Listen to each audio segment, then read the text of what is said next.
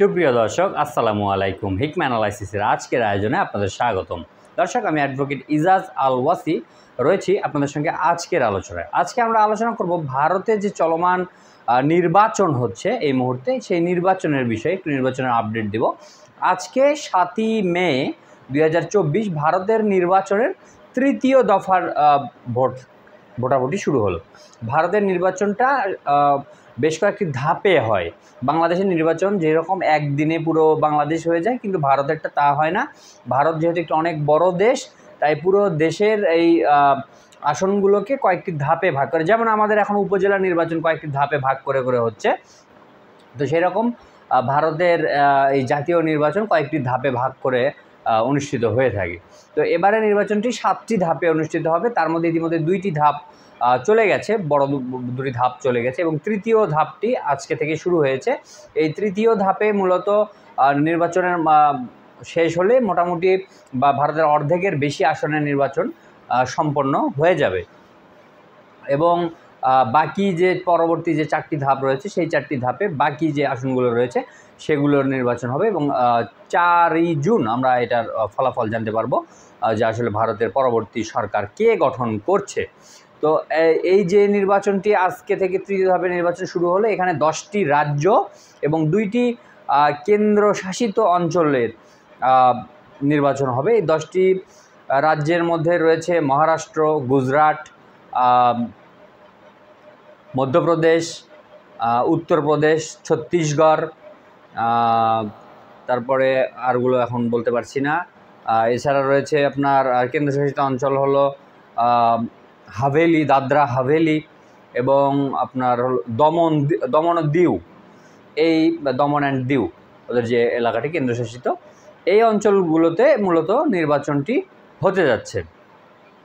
ও এছাড়া পশ্চিমবঙ্গেও সম্ভবত 4টি আসনের নির্বাচন হবে, আসামে সম্ভবত 4টি আসনের নির্বাচন হতে যাচ্ছে। তো এই যে নির্বাচনটি হচ্ছে এইখানে মানে এই তৃতীয় ধাপে নির্বাচনে মোট 94টি আসনের নির্বাচন হতে যাচ্ছে।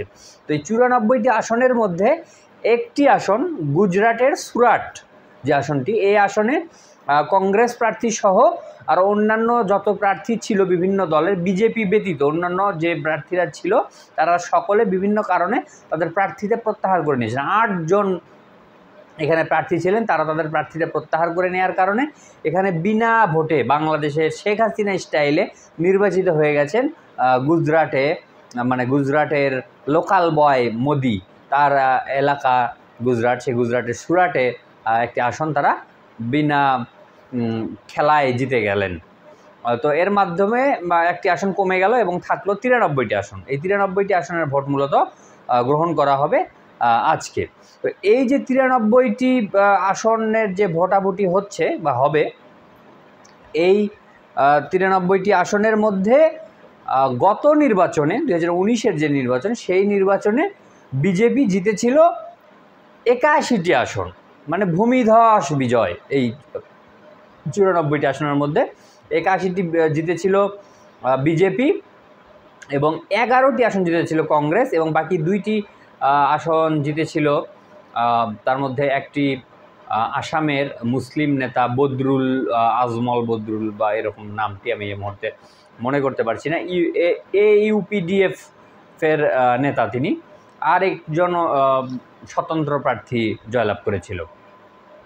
তো এই যে স্ট্রং জোনের কিন্তু নির্বাচন হচ্ছে এখন বিজেপির এই তৃতীয় ধাপে। তো সকল যারা রাজনৈতিক বিশ্লেষক আছেন তারা সবাই একমত হয়েছেন যে গতবারে যে হারে জিতেছিল এই 94টি আসনের মধ্যে বিজেপি, এবারে কিন্তু তা পারবে না কোনোভাবে, এবারে অবশ্যই তার চেয়ে সংখ্যা কমে যাবে। এবং পূর্ববর্তী 2 ধাপের যে নির্বাচন হয়েছে ভারতে, সেই 2 ধাপেই কিন্তু যে মানে কি বলবো, যে উচ্ছ্বাস দেখানো হচ্ছিল বিজেপির আইটি সেলের পক্ষ থেকে, বা যেভাবে প্রচারণা করা হচ্ছিল যে বিজেপি 400-র বেশি আসন নিয়ে এবার জয়লাভ করবে ইত্যাদি ইত্যাদি, প্রকাণ্ড সরকার গঠন করবে, কিন্তু ভাও কিন্তু পাল্টে গেছে। এই 2 ধাপের নির্বাচন দেখা যাচ্ছে যে ভোটারের উপস্থিতি কম এবং তরুণ ভোটাররা এখানে ভোট দিচ্ছেন না। তারা যারা দিচ্ছেন তারা সচেতনতার সাথে তাদের ভোটটি দেওয়ার চেষ্টা করছেন। তো এইখানে দেখা যাচ্ছে যে যেমন গণজোয়ারের কথা বিজেপি প্রচার করছিল এই প্রথম 2 ধাপে নির্বাচনে কিন্তু তা দেখা যায়নি। তো এতে করে কিন্তু ভীত সন্ত্রস্ত হয়ে পড়েছে মোদি বাহিনী বা বিজেপি বা গেরুয়া বাহিনী, যারা হিন্দুত্ববাদী রাজনীতি করে যে প্যানেলটি, এরা। তো এরা চাইছে এদের যে স্ট্রং জোন, এই যে 94টি আসন, যেটাতে গতবার এরা 81টি আসন জিতেছিল, সেটিকে তারা আগের মতোই একটি অবস্থানে রাখতে। কিন্তু রাজনৈতিক বিশ্লেষকরা বোদ্ধারা বলছেন এটি তারা এবার কোনোভাবে পারবে না, এটা অবশ্যই এর চেয়ে কমে যাবে। তো এই যে প্রথম দফার ভোটে যে বিজেপি সরকার ইতিমধ্যে ব্যাকফুটে চলে গেছেন, সেটি কিন্তু স্পষ্ট হয়েছে তাদের কথাবার্তার মধ্যে। কিন্তু তারা কিন্তু এই কংগ্রেস এবং বিজেপি একে অপরকে কিন্তু দোষারোপ করছেন যে আমরা নয়, ওরা চাপে আছে, ওরা ব্যাকফুটে আছে। এবং তার মানে নজির হিসেবে তারা দেখাচ্ছেন যে কর্ণাটকে রাহুল গান্ধী হেরে যাবেন এই ভয়ে তিনি এখন তার মায়ের আসন রায়বেরিলিতে ফিরে গেছেন এবং রায়বেরিলিতে তিনি নির্বাচন করবেন। এটি তাদের নিজস্ব আসন সোনিয়া গান্ধীর, সেখান থেকে নির্বাচন করবেন।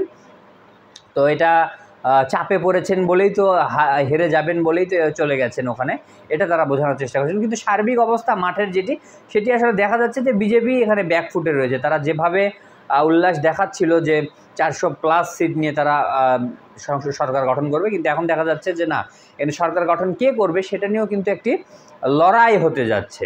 তো এই লড়াইয়ে যে তারা যে ব্যাকফুটে চলে গেল, এই ব্যাকফুট থেকে বের হওয়ার জন্য মোদি তার সেই ফেভারিট রাজনীতি, যেটি আইডেন্টিক্যাল পলিটিক্স যেটাকে বলা হয়, যে পরিচয় ভিত্তিক রাজনীতি, ধর্মভিত্তিক রাজনীতি, এই যে উগ্র হিন্দুত্ববাদী রাজনীতি, সেই রাজনীতিকে সবসময় চাঙ্গা করার চেষ্টা করছেন। যতই তিনি ব্যাকফুটে চলে যাচ্ছেন ততই তিনি বিভিন্ন জায়গায় মুসলিম বিদ্বেষী এবং হিন্দু মুসলিমের মধ্যে বিভাজন সৃষ্টি করে এমন বক্তব্য দিচ্ছেন।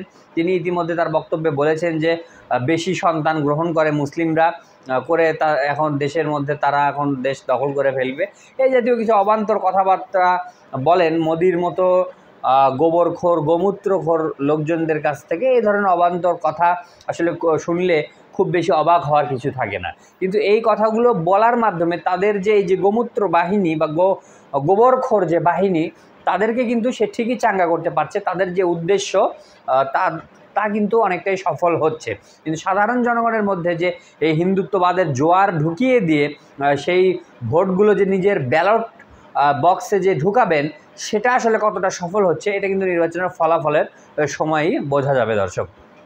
এবং যখনই তিনি ব্যাকফুটে চলে গেছেন নির্বাচনে, এই তৃতীয় ধাপের নির্বাচনের আগে এবং এই তৃতীয় ধাপের নির্বাচনের যে স্ট্রং জোন তাদের, সেই জায়গায় তাদের যে আসনগুলো সেগুলোকে সবগুলোকে পুনরুদ্ধার করার জন্য তিনি চলে গেছেন তার সেই ফেভারিট রাম মন্দিরে, যার অল্প কিছুদিন আগেই এই অযোধ্যার এই রাম মন্দিরে কিন্তু প্রাণ প্রতিষ্ঠা করে এলেন নরেন্দ্র মোদী। সেটা আপনারা জানেন, এটা নিয়ে অনেক হইচই হয়েছে, সে সময় আমি একটা ভিডিও করেছিলাম।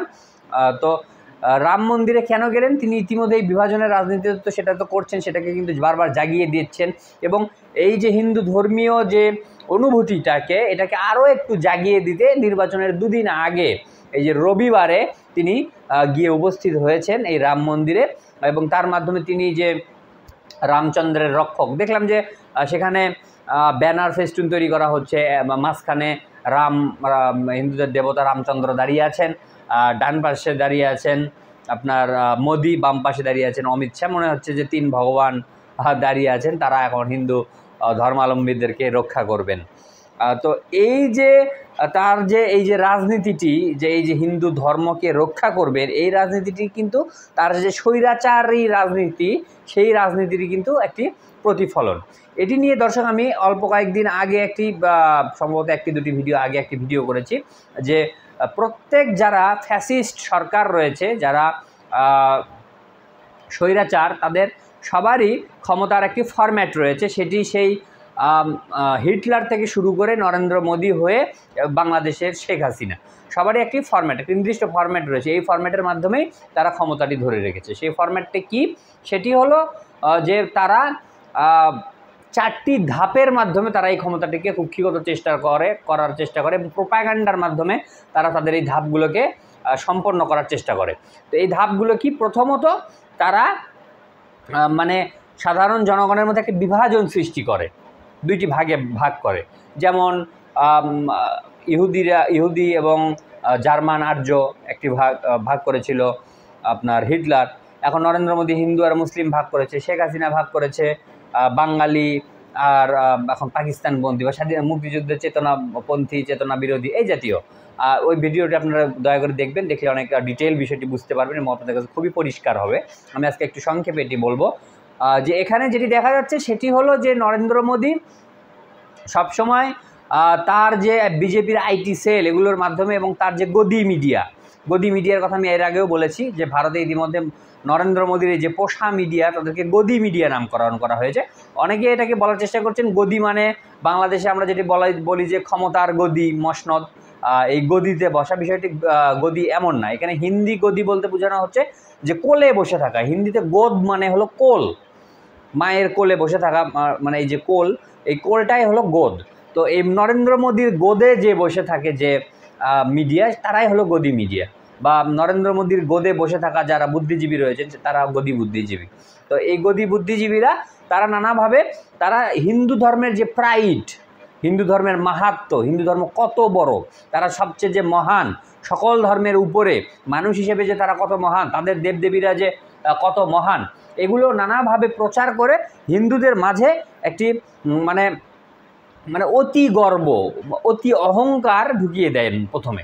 এটি ঢুকিয়ে দেওয়ার পরে এটি হলো প্রথম ধাপ। দ্বিতীয় ধাপে তাদেরকে কি করেন, তাদের মধ্যে একটা ঘৃণা সৃষ্টি করেন ওই যে অপর যে জাতিগোষ্ঠী রয়েছে তাদের ব্যাপারে। যেমন হিন্দুদের বিরুদ্ধে, হিন্দুরা নরেন্দ্র মোদী এখন করছেন মুসলিমদের বিরুদ্ধে। তারা বোঝাচ্ছেন যে এই যে আমাদের যে কালচার, হিন্দু ধর্মের যে কালচার, অনেক যে মহান ধর্ম, এই ধর্মটাকে বারবার এসে ক্ষতিগ্রস্ত করেছে মুসলিমরা। সেই সম্রাট বাবররা করেছে, মোগলরা করেছে, তার আগে ইখতিয়ার উদ্দিন বখতিয়ার খলজিরা করেছে, বিভিন্ন সময়ে আফগান শাসকরা এসে করেছে, নাদির শাহ করেছে। মানে যারা মুসলিম শাসক, সম্রাট বা যোদ্ধা ছিল তাদেরকে হাইলাইট করা হচ্ছে যে এরা নানাভাবে হিন্দু ধর্মের উপরে নির্যাতন করেছে। এগুলো মাধ্যমে মুসলিমদের মধ্যে একটি ঘৃণা সৃষ্টি করা হচ্ছে। এটি দ্বিতীয় ধাপ। প্রথম ধাপ অহংকার, দ্বিতীয় ধাপ ঘৃণা, এবং তৃতীয় ধাপে ঢুকানো হচ্ছে তাদের মধ্যে ভয়, যে এই যে মুসলিমরা তারা অতীতেও যে আমাদের হিন্দু ধর্মের যারা ফলোয়ার রয়েছে, যারা সনাতন ধর্মাবলম্বী রয়েছে, তাদেরকে যেভাবে নির্যাতন করেছে, ভবিষ্যতেও কিন্তু এমন নির্যাতন তারা করতে পারে। তারা এবং তারা কীভাবে নির্যাতন করতে পারে সেটারও কিন্তু নানা রকম প্রোপাগান্ডা তারা ছড়ায়, যে হিন্দু মারামারি লেগে যদি কেউ মারা যায় সেই নিউজটা কিন্তু অত ফলাও করা হয় না। যদি কোনো মুসলিমের হাতে কোনো হিন্দু কোনোভাবে সংঘর্ষে মারা যায়, বা কোনো মুসলিম পুরুষের হাতে যদি কোনো হিন্দু মেয়ে যদি লাঞ্ছিত হয়, সেই নিউজটাকে তারা ফলাও করে, প্রকাশ করে, প্রচারণা চালায় এবং দেখায় যে এইভাবে মুসলিমরা কিভাবে হিন্দু ধর্মের উপরে আঘাত করে ভবিষ্যতে এই মুসলিমরা হিন্দুদের বাড়ি বাড়ি ঢুকে তাদেরকে হত্যা করবে, তাদের মা বোনদের সম্ভ্রমহানি করবে। এইভাবে তাদের মনে একটি ভয় সৃষ্টি করে। প্রথমে অহংকার সৃষ্টি করলো, তারপরে মুসলমানদের প্রতি ঘৃণা সৃষ্টি করলো, এবার মুসলমানদের প্রতি ভয় সৃষ্টি করলো। ভয় সৃষ্টি করার পরে তাহলে এই যে বিপদে আছে এখন সনাতন ধর্মাবলম্বীরা, হিন্দুরা, এই যে মুসলিমদের কাছ থেকে যে থ্রেটের মধ্যে আছে, হুমকির মুখে আছে, এই থ্রেট থেকে, এই হুমকি থেকে হিন্দুদেরকে কে বাঁচাবে? নরেন্দ্র মোদী মুসলিমদের হাত থেকে এভাবে হিন্দুদেরকে বাঁচাবে। যদি নরেন্দ্র মোদীকে ভোট দিয়ে আবার জনগণ যদি জিতিয়ে আনে ভারতের জনগণ, তাহলেই শুধুমাত্র হিন্দু ধর্ম রক্ষা পাবে, হিন্দু ধর্মের জাত কুল রক্ষা পাবে, সনাতন ধর্মের এই ঐতিহ্য, গর্ব, এগুলো রক্ষা পাবে। অন্যথায় মুসলিমদের হাতে তারা লাঞ্ছিত হবে। তাই মুসলিমদের বাঁচার জন্য নরেন্দ্র মোদীকে আবার ক্ষমতায় বসাও।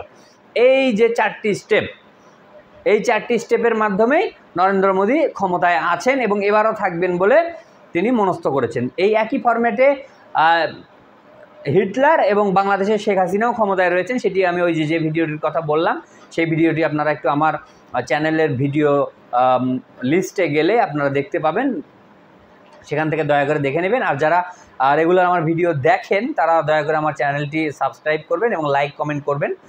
আপনাদের উৎসাহ পেলে ভিডিও করার জন্য অনুপ্রাণিত হতে পারি। তো দর্শক, আজকের আলোচনা এ পর্যন্ত। কথা হবে আবারও। আল্লাহ হাফিজ।